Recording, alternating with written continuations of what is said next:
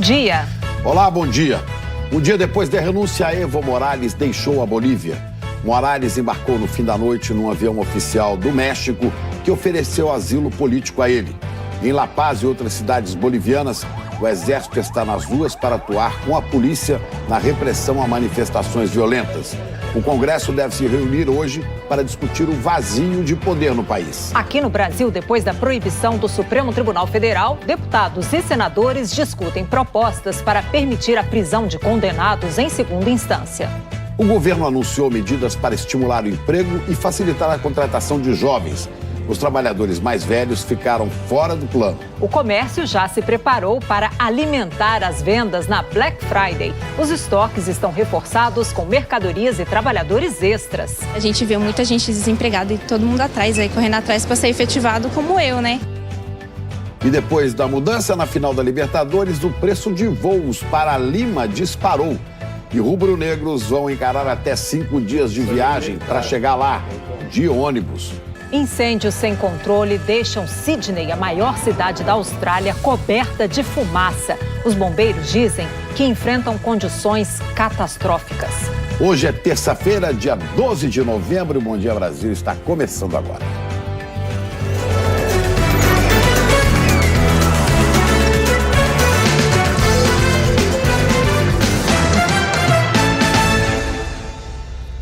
Evo Morales está a caminho do México depois de renunciar à presidência na Bolívia.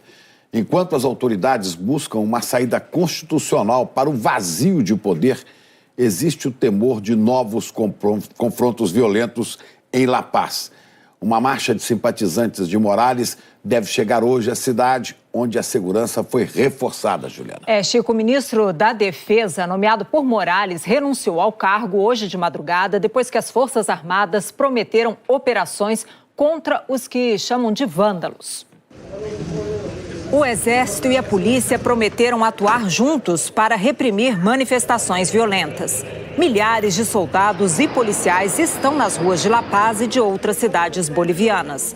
O chefe das Forças Armadas disse que a missão é garantir a Constituição e evitar derramamento de sangue. Poucas pessoas circulavam de madrugada pelas ruas. Mais cedo, houve confrontos entre policiais e simpatizantes de Morales. Um avião da Força Aérea Mexicana chegou ontem a Cochabamba para resgatar Evo Morales. Segundo o jornal mexicano El Universal, o avião fez uma escala em Assunção, no Paraguai, para abastecer, antes de seguir para o destino final. Morales agradeceu o asilo concedido. Ele é aguardado por simpatizantes na cidade do México. Os políticos bolivianos agora buscam uma saída constitucional para a crise, porque além de Morales e do vice, todos os presidentes e vices do Senado e da Câmara também renunciaram. A segunda vice-presidente do Senado, Jeanine Áñez, reivindicou a sucessão. Ela disse que pretende convocar eleições em até 90 dias.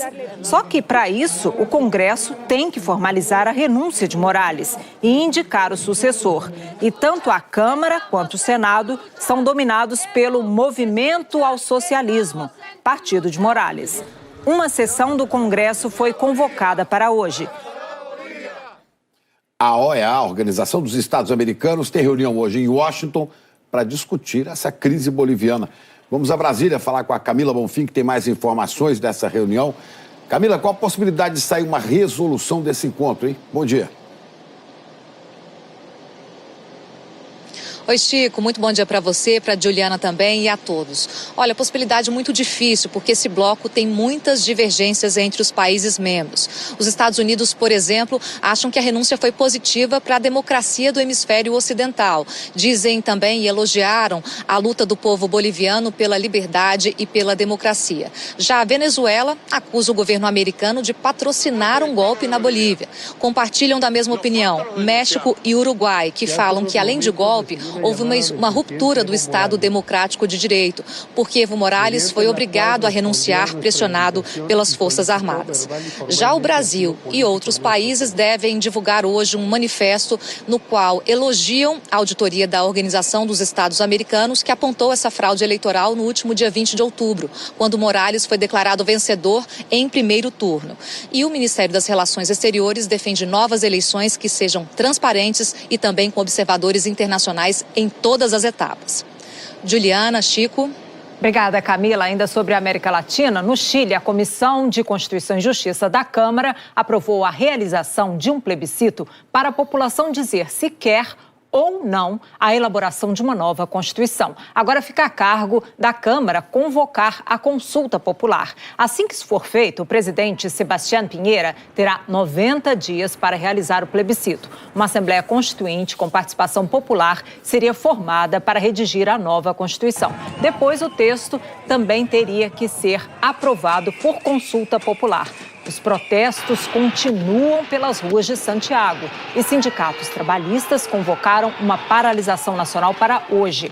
Numa sessão especial da Comissão Interamericana de Direitos Humanos, o governo do Chile negou ter usado munição de aço para reprimir manifestantes. O governo do presidente Piñera é acusado de cometer graves crimes contra os direitos humanos.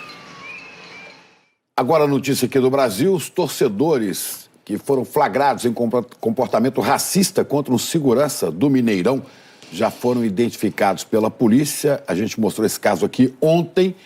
A Aline Aguiar de Belo Horizonte nos traz mais informações, porque o segurança prestou depoimento, o que foi vítima desse comportamento racista. E o que é que ele disse sobre o caso, hein? Bom dia, Aline. Oi, Chico, Juliana, bom dia para vocês e para todos. Fábio Coutinho contou à polícia que tentava impedir que os torcedores do Atlético invadissem a área de imprensa e o setor também onde estavam os cruzeirenses. Além dos xingamentos, o Fábio disse que um dos agressores também cuspiu no rosto dele. Essas imagens aí, olha, elas mostram o momento da confusão. Na arquibancada dá para ver um grupo exaltado. Um homem grita com Fábio e fala da cor da pele dele. Nesse momento, um outro torcedor intervém e afasta o agressor. A Polícia Civil identificou os dois suspeitos, mas eles não tiveram os nomes divulgados. O Fábio conversou com a nossa equipe e fez um apelo. Racismo, homofobia não é somente dentro dos estádios. Isso acho que é na sociedade como um todo. Isso não deve acontecer. Isso é feio. Foi uma atitude muito baixa que você teve. Não somente com o negro, mas foi com um profissional, com toda a equipe e com um pai de família. Você não representa a torcida do Clube Atlético Mineiro, como assim não iria representar a torcida do Cruzeiro, a torcida do América, você não representa nem a sociedade mineira. Importante lembrar que racismo é crime. Segundo a polícia, os dois suspeitos identificados vão responder por injúria racial. Juliana, eu já fui vítima de injúria racial e eu denunciei. E é isso que a gente precisa fazer, denunciar para combater o racismo, porque senão essa situação se naturaliza e é o que a gente não quer. Racismo é crime. Juliana. Essa é a cor do Brasil, Aline. Tem que denunciar mesmo, não aceitar que falem absurdos como esse que a gente viu ali no jogo. Obrigada pelas informações, viu? Agora a gente vai falar sobre o vazamento do óleo que atingiu o litoral do Nordeste e do Espírito Santo. Foram feitos exames e os primeiros resultados feitos a pedido do governo federal no pescado desses estados indicam que não houve risco ao consumo. E vamos dar uma olhada aqui no nosso telão. De acordo com o Ministério da Agricultura, amostras foram coletadas no Ceará, Rio Grande do Norte, Pernambuco, Bahia. Foram encontrados níveis baixos de uma substância indicadora de contaminação em peixes e lagostas. Mas olha aqui, o pescado está liberado para consumo, não há risco de saúde. Bem, quantas localidades foram atingidas até agora? A gente tem aqui 494, quase 500 localidades atingidas pelo óleo desde o fim de agosto. Segundo o IBAMA, em 111 municípios de todos os 9 estados do Nordeste e, mais recentemente, no Espírito Santo. E chegou a hora da previsão do tempo para todo o país. Sabina Simonato Apostos. Sabina, bom dia. Ontem aqui o Rio de Janeiro sofreu com os temporais. E hoje, hein? Tem mais chuva para cá? Conta pra gente. Bom dia. Conto sim, Chico, Juliana, bom dia a todos. Olha, tem previsão sim de mais chuva, mas bem mais fraca do que ontem. Hoje temporal mesmo só para o norte fluminense e para o Espírito Santo. O problema é que agora qualquer chuva, por mais fraca que ela seja, ela pode provocar deslizamentos de terra. O CEMADEM, que é o Centro Nacional de Monitoramento e Alertas de Desastres Naturais, mantém o Grande Rio, olha, essa área em laranja, em estado de alerta. Aliás, ontem vários bairros do Rio de Janeiro ficaram debaixo d'água. A gente vê nas imagens, olha, o pessoal se arriscando. Em alguns deles, a chuva passou dos 100 milímetros. Isso é muita coisa. E hoje, a chuva também se espalha por outras áreas do país. A gente vê muitas áreas de instabilidade no norte, descendo e avançando pelo centro-oeste e pelo sudeste. Por outro lado, sul e nordeste estão com pouquíssimas nuvens, como a gente pode ver. Por isso, tempo firme para essas regiões. Do Maranhão até o Rio Grande do Norte, descendo, e também aqui no sul do país. Máximas para hoje: 28 para Porto Alegre, São Paulo com 23 de máxima, em Teresina 40 graus, Fortaleza com 32. E para vocês aí no Rio de Janeiro, 25 de máxima, dia todo encoberto, com chuva a qualquer hora. Já adianto também que essa semana será toda de chuva forte para o sudeste, viu, Juliana e Chico? Obrigada, Sabine. A gente viu a previsão de chuva por parte do Sudeste e o Rio de Janeiro já está sofrendo com ruas alagadas. Muita gente com água na canela ontem, o que aumenta a preocupação com a leptospirose. A doença é transmitida pela urina do rato e se torna mais comum nessa época de enchentes. A gente conversa com o Rodrigo Bocardi, porque as regiões Sul e Sudeste têm o maior número de casos do país, né, Rodrigo? Bom dia. Isso aí, Juliana, um bom dia para você, bom dia para o Chico, bom dia a todos. Olha, no ano passado foram 1.500 casos só nessas regiões, viu? E apesar de ter sintomas semelhantes aos da dengue, a leptospirose é transmitida por uma bactéria presente na urina do rato. Por isso, o tratamento é feito com antibiótico. Vamos ver. Se nuvens escuras se aproximam, a vizinhança já fica em alerta. Dona Regina mora há 30 anos nessa rua de Guarulhos, na região metropolitana de São Paulo. Tem uma senhora com porta, maior que o portão. Mesmo assim, a parte de baixo do sobrado alaga. Estamos lá em cima, porque se chega lá em cima é um dilúvio, né? E o filho dela pegou leptospirose, ou doença do rato, como o pessoal chama por aqui. Quando o assunto é enchente, todos nessa rua têm uma história triste para contar. Mas a mais trágica é a da família que mora nessa casa aqui. Nem a escada, nem a comporta foram suficientes no fim do ano passado. A água suja entrou e deixou gravemente doente um dos filhos da moradora, uma idosa. Eles passaram a noite inteira limpando a sujeira. Nas fotos daquela madrugada, dá para ver a senhora com os pés na água. Dias depois, o filho, passando mal, foi levado de ambulância. O Gildo teve falência nos rins e morreu aos 42 anos de idade. Preocupado com a minha mãe, que a água estava subindo, né? Aí ele saiu do quarto dele, não sei se estava com o corpo quente, e entrou dentro d'água. Se soubesse, eu não tinha nem chamado, né? Deixasse a água entrar. Até julho desse ano, o Brasil já registrou mais de 2.000 casos de leptospirose. Em 2018, foram mais de 3.000.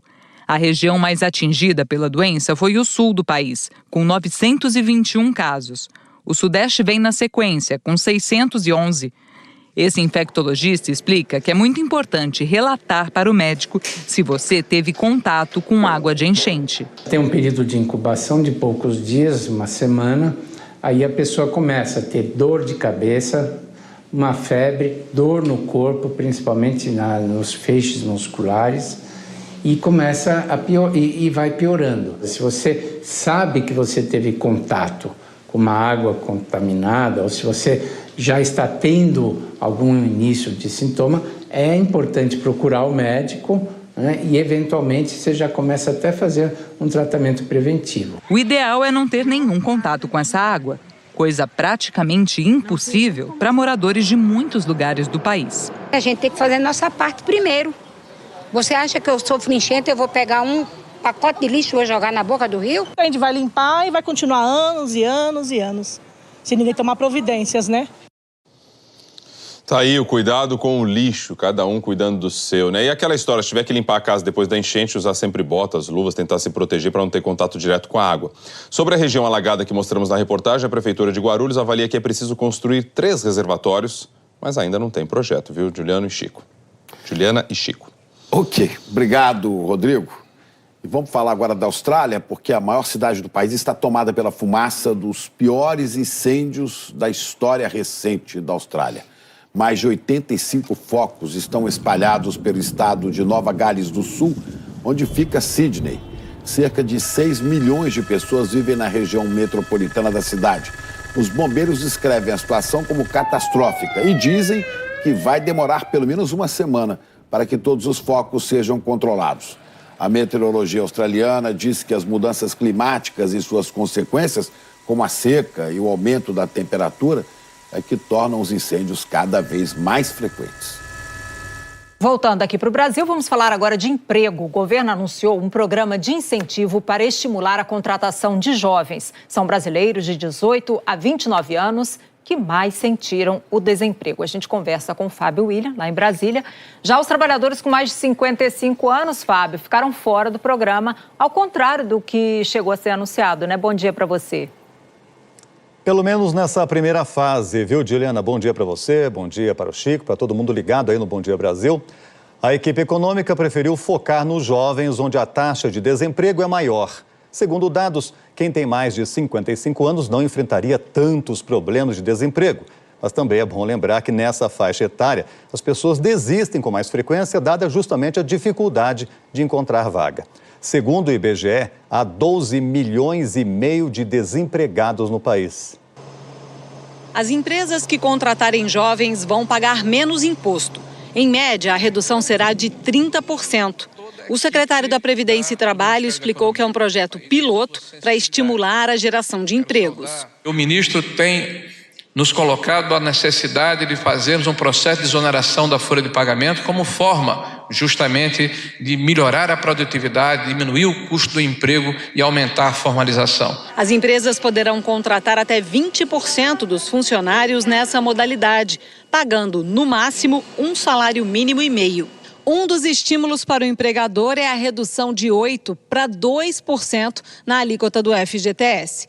O governo diz que os benefícios só valem para novos contratos e que as empresas não poderão substituir os atuais funcionários. O jovem contratado por até 2 anos na nova modalidade poderá receber antecipadamente, junto com o salário, o valor da multa rescisória do FGTS, só que parcelado.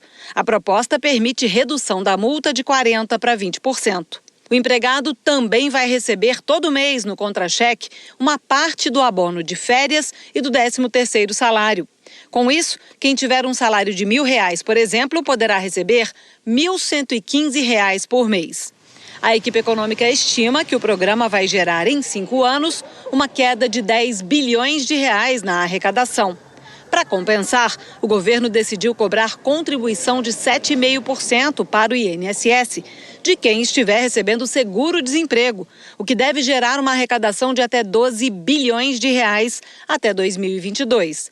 Essa regra vai valer para todos os trabalhadores, não apenas para os jovens. E esse tempo vai passar a contar para a aposentadoria. A medida que cria a cobrança de INSS sobre o seguro-desemprego só entra em vigor daqui a 90 dias. O presidente Jair Bolsonaro também assinou ontem uma medida provisória que acaba a partir de janeiro com o seguro obrigatório de veículos, o DPVAT. O governo diz que se trata de uma medida para evitar fraudes e o alto custo de supervisão e regulação da cobrança. No ano passado, o DPVAT arrecadou 4 bilhões e 600 milhões de reais. Metade foi para o SUS, o Sistema Único de Saúde, e a outra metade para indenizar vítimas de acidentes. Juliana? Obrigada, Fábio.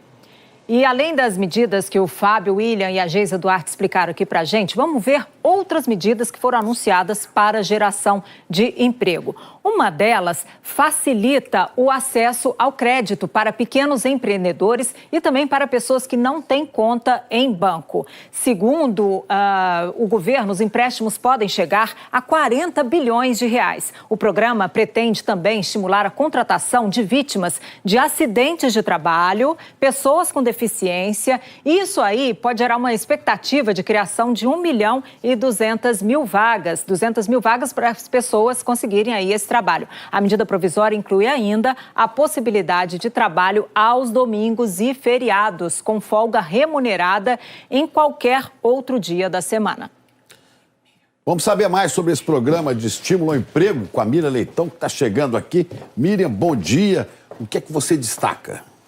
Olha, Chico e Juliana, o foco está no grupo certo, que é o grupo que tem 18 a 29 anos. O desemprego é 25% nessa faixa e é muito difícil. Às vezes eles não tiveram o primeiro emprego e não conseguem entrar no mercado de trabalho.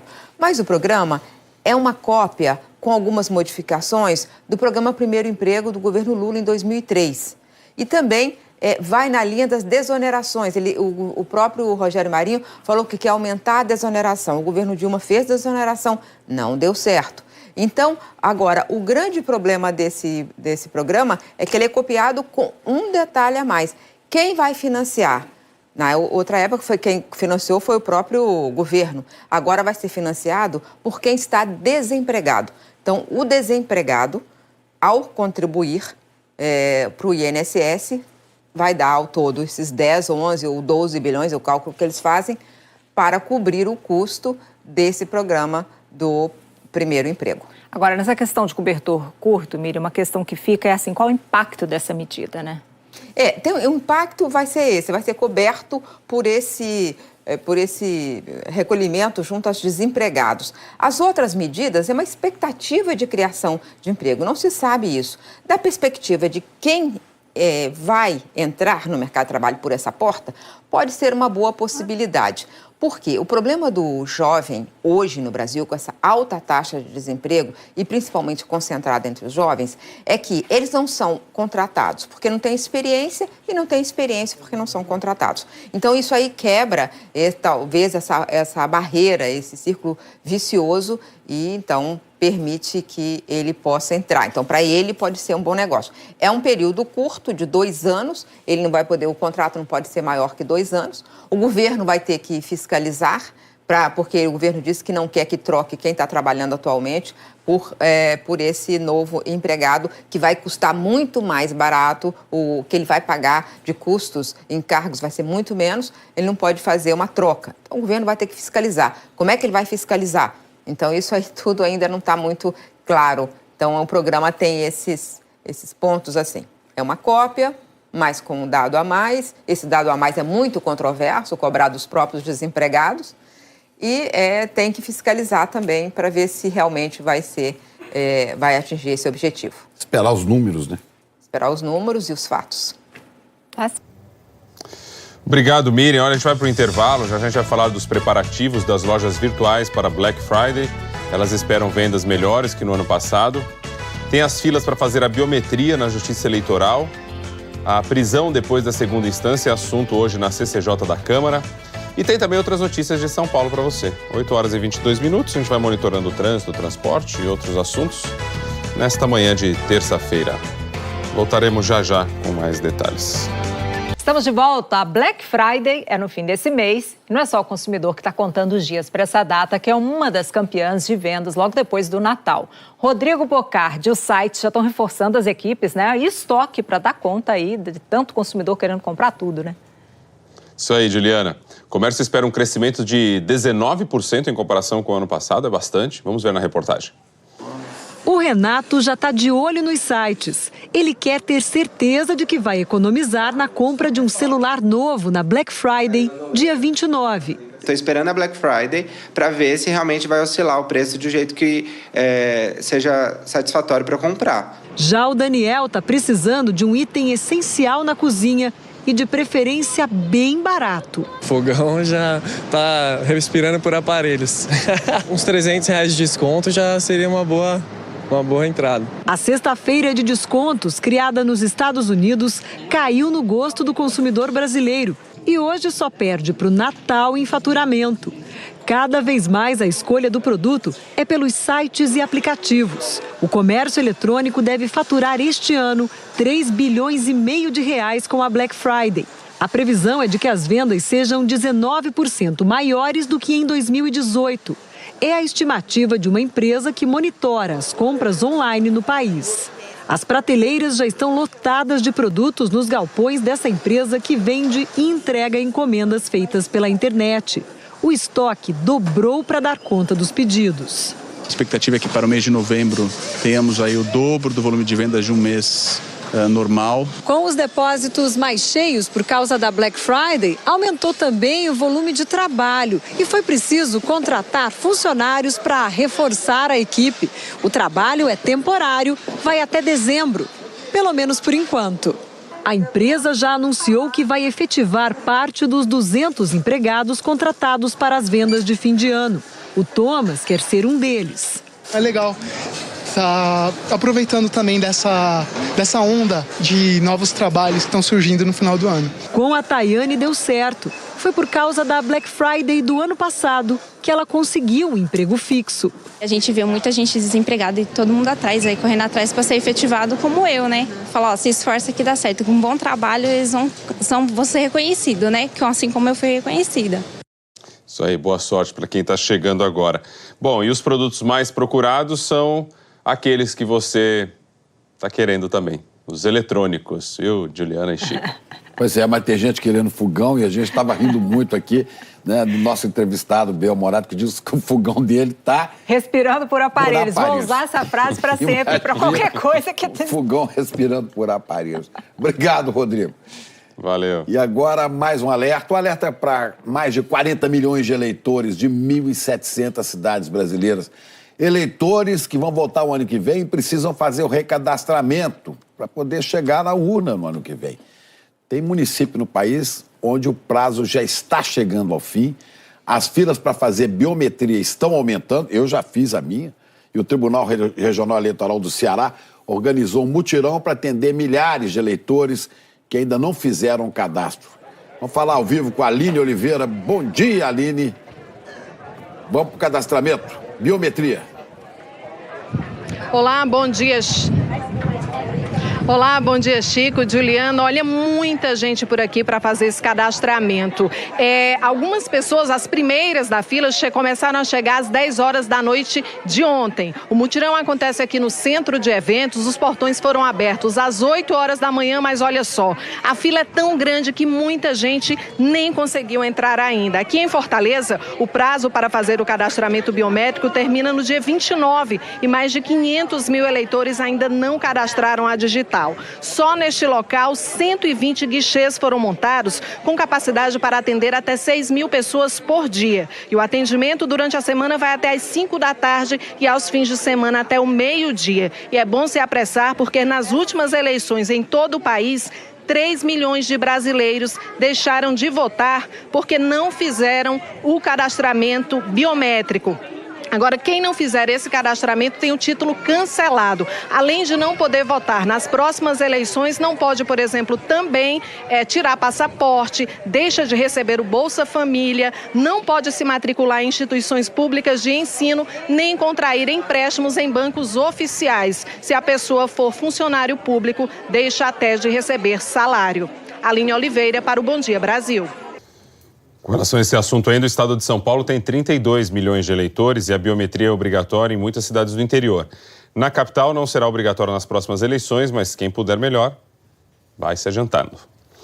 O prefeito de São Paulo, Bruno Covas, começa hoje o segundo ciclo de quimioterapia. Para combater um tumor entre o estômago e o esôfago, essa etapa do tratamento deve durar 30 horas. Os médicos disseram que a trombose, outro problema de saúde que o prefeito enfrenta, está controlada. Bruno Covas continua no hospital sem previsão de alta. 8h31, Glória Vanik. Rodrigo, vamos atualizar aqui como é que está a marginal do Rio Pinheiros, porque teve um acidente um pouquinho mais cedo, na altura da Alexandre Dumas, no sentido da Castelo Branco, na pista local, entre duas motos e um carro. E a gente vê que o trânsito aqui na marginal do Rio Pinheiros ainda não está lá aquela coisa, né? Então, por causa disso, trânsito complicado, travou. Dá uma olhada como é que está a saída aqui da Zona Sul.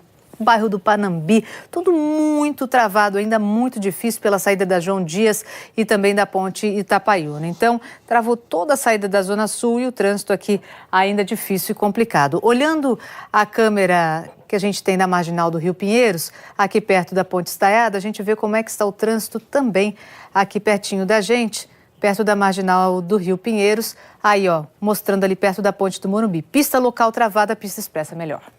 Vamos para o intervalo, daqui a pouco a gente vai falar da discussão na Câmara, da prisão depois da condenação em segunda instância e outras notícias de São Paulo também. Agora 8h32.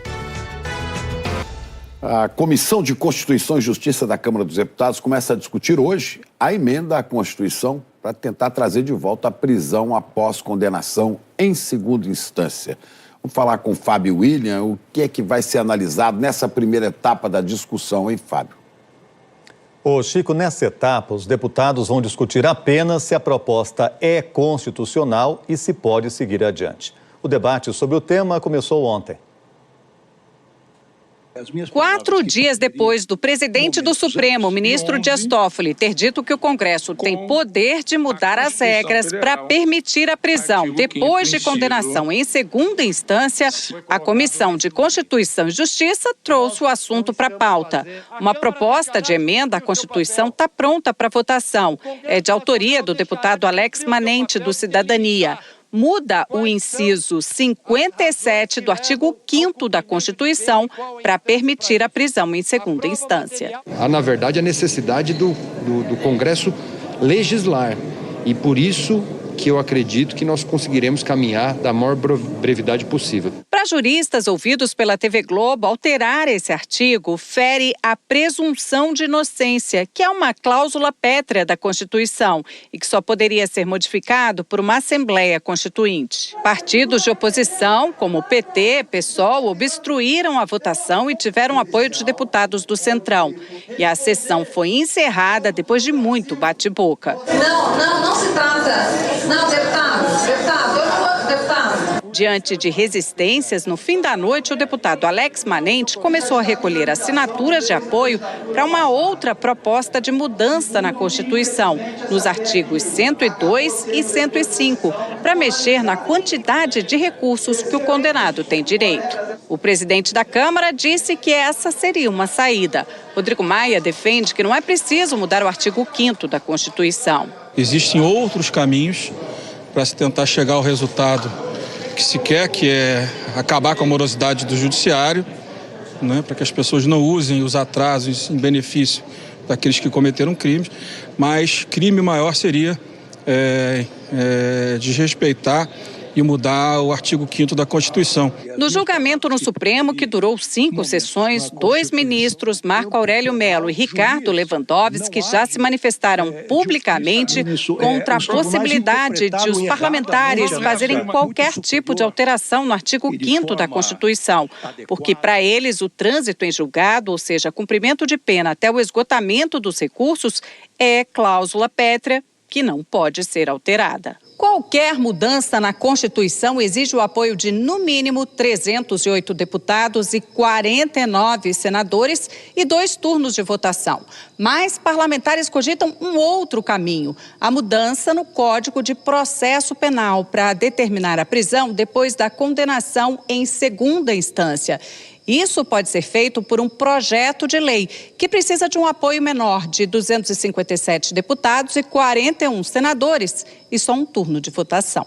Essa possibilidade veio no pacote anticrime do ministro da Justiça, Sérgio Moro, mas foi rejeitada no grupo de trabalho que discutiu o assunto. A maioria dos ministros do Supremo já deu indicações de que considera que o Congresso pode mudar o Código de Processo Penal para estabelecer a prisão depois da condenação em segunda instância. 7 ministros deram votos nesse sentido.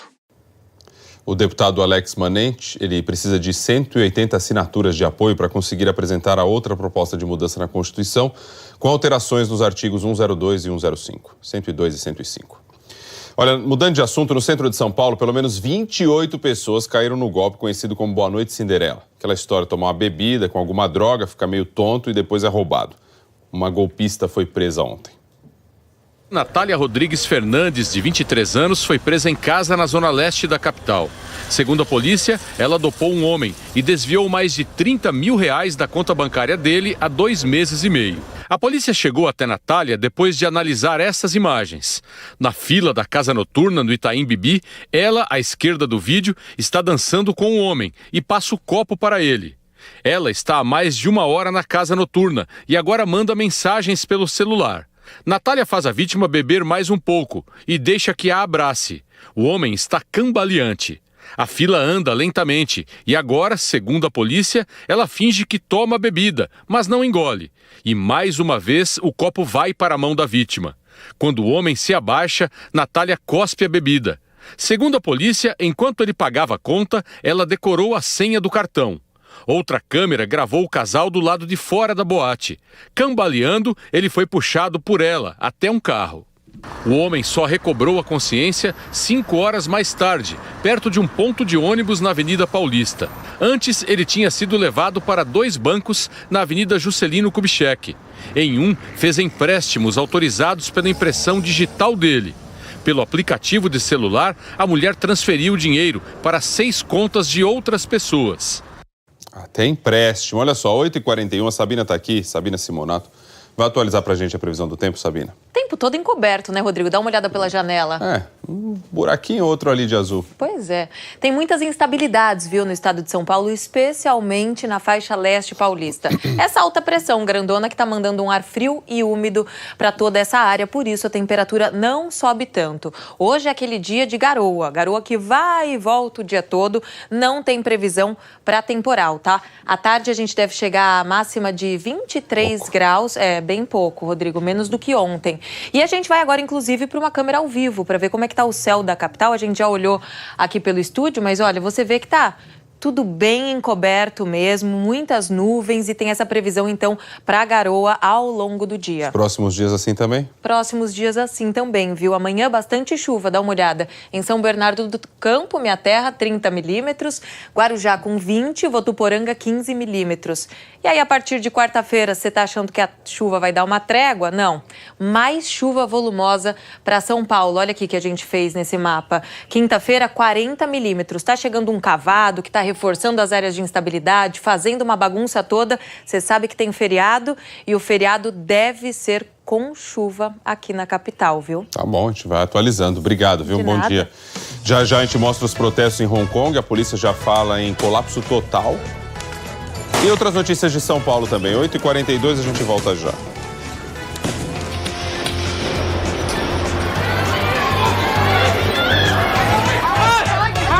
Estamos de volta. Mais violência nas ruas de Hong Kong hoje. A polícia disse que a cidade está à beira de um colapso total. Já é o segundo dia consecutivo de protestos em dia útil, em horários de grande movimento nas ruas. Em mais de 5 meses de manifestações, os atos se concentravam principalmente no fim de semana. Houve mais confronto entre policiais e manifestantes. As forças de segurança lançaram gás lacrimogênio para dispersar uma multidão no distrito financeiro de Hong Kong. A líder do executivo, Carrie Lam, disse que a violência já ultrapassou limites. Pelo menos 260 pessoas foram presas apenas ontem. Desde junho, mais de 3.000 pessoas já foram detidas. Bom, de volta ao Brasil, a gente fala agora de trabalho temporário, esperança para muita gente nessa época do ano. O Rômulo Dávila tem mais detalhes para a gente. A Prefeitura espera receber hoje 1.300 pessoas que estão em busca de emprego. 20 empresas estão oferecendo vagas para funções como atendente e vendedor. São oportunidades para todos os níveis de escolaridade e não é preciso ter experiência na área. Mas atenção, só pode participar dessa seleção aqueles candidatos que já participaram das primeiras etapas do programa Emprega São Paulo. Vale lembrar que essa é uma boa época para quem está em busca de um emprego. A estimativa da Confederação Nacional do Comércio é de que o número de vagas temporárias para trabalhar durante o fim de 2019 seja o maior dos últimos 6 anos. A dica da organização do evento é que se você está em busca de um emprego, que procure a unidade do CAT mais próximo aí da sua casa para que se inscreva e que possa participar de futuras seleções. Rômulo Dávila para o Bom Dia Brasil. Valeu, Rômulo. Ficou a dica aí. Glória, A gente já falou aí do mau tempo de ontem, né, na previsão do tempo, do que aconteceu ontem no Rio de Janeiro, que acabou atrapalhando as operações nos aeroportos do Rio de Janeiro e também aqui em Congonhas, né? Isso. Tem até algumas imagens aí, novamente, ó. Isso. Os ventos aí de 60 km por hora. Exatamente. E a situação hoje está mais tranquila, né? Os voos da ponte aérea saem normalmente aqui do aeroporto de Congonhas, então o pessoal pode ficar tranquilo. Tem imagem agora do aeroporto, até um solzinho querendo aparecer por lá. O que mais? Trânsito e transporte. Vamos falar do transporte coletivo, porque a gente teve problemas mais cedo na linha 8 Diamante da CPTM, mas abrindo aqui agora, a gente mostra que a operação foi normalizada por lá. Teve um furto de equipamento durante a madrugada na linha 8 Diamante, deixou parte da linha, um trecho de 2 quilômetros com velocidade reduzida, mas agora tudo normalizado por lá, pela linha 8 Diamante. Trazendo agora a imagem de rodovia para vocês, vamos mostrar aqui, sistema Anchieta Imigrantes carregando as câmeras, então, da rodovia dos Imigrantes, altura do quilômetro 12, mostrando para vocês que a situação é tranquila nesse momento, tempo encoberto, e trazendo imagem também da câmera da Anchieta, altura do quilômetro 13, mostrando para vocês que o trânsito também não tem problemas nesse momento. A interligação no trecho de Planalto estava fechada do sistema Anchieta Imigrantes, mas já foi liberada, tá, pessoal? Então, tudo normalizado também no sistema Anchieta Imigrantes. E aqui no Waze eu mostro para vocês como é que está a situação, qual delas está melhor. No momento, a Imigrantes melhor aqui na chegada a São Paulo, a Anchieta do 13 ao 10, com aquele trânsito de todos os dias um pouco mais complicado. E trazendo imagem ao vivo de uma das nossas câmeras, é a câmera aqui da Aricanduva, com trânsito um pouquinho mais lento no sentido da Marginal Tietê. A gente vai para o intervalo, já vamos falar dos torcedores do Flamengo que se preparam para ir a Lima, no Peru, para a final da Libertadores contra o River Plate. Passagem de avião ficou cara. Olha, agora 8h49 a gente volta já. Tá. Isso aí é inevitável, não tem como. Estamos de volta com a boa notícia, notícia que o Brasil bateu um recorde mundial agora há pouco no Mundial Paralímpico de Atletismo. O Petrúcio Ferreira, que correu na raia 6, cravou o tempo de 10 segundos e 42 centésimos na semifinal dos 100 metros da classe T47 para atletas amputados. Ele baixou em 8 centésimos o próprio recorde e a final vai ser hoje à tarde. Palmas para o Petrúcio. Na Copa do Mundo, Sub-17, o Brasil eliminou a Itália e agora vai pegar a França nas semifinais. Thales Magno comemorou à distância, viu a classificação pela TV. O primeiro jogo da seleção Sub-17 depois da lesão dele. E o cara do jogo foi justamente o substituto do Thales Magno, o Pedro Lucas. Estou muito feliz, uma felicidade imensa. Igual eu disse, eu tô trabalhando quieto, venho fazendo meu trabalho diariamente, para quando tiver oportunidade igual hoje aproveitar. E graças a Deus a gente foi muito bem, conseguiu a classificação. 2 gols do Brasil, 2 assistências do Pedrinho. A primeira logo aos 6 minutos para o Patrick. Patrick recebeu, pode bater, Patrick bateu! Gol!